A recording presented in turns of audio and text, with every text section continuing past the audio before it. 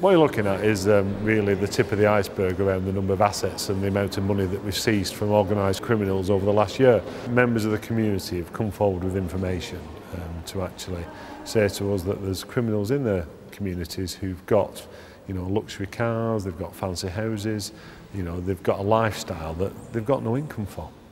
But once we get that information, there's an awful lot that we can do. Certainly in the last year we've seized over £1 million worth of cash and over £7 million worth of assets. You know, and that ranges from fancy cars to houses to the watches and bling that you see behind us. You know, anything that is a profit of crime, we will seize and push back into reinvestigation. You know, a lot of our financial investigators are paid for by the stuff that you see on the table behind us. But we'll also give it back to the communities, to victims, and a real success is £100,000 we've recently given to Lionheart, which is a partnership with 30 schools across Greater Manchester. Well, a particularly satisfying case was a case involving criminals who had exploited people in the block paving industry, and we were able to strip them of all of their assets and to make sure that all those people who'd been exploited were recompensed with the money that we obtained. One thing frustrates members of our community is that people who commit crime in community are seen to be having the trappings of wealth when they haven't earned it.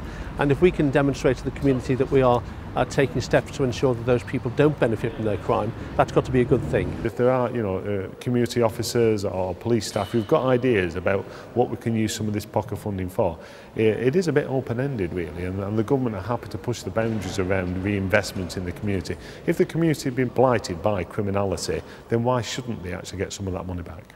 A lot of people are coming to Greater Manchester to look at how we are tackling not just organised crime, but how we're seizing assets from organised criminals, and the product of that is on the table behind you. Organised crime, you know, doesn't pay.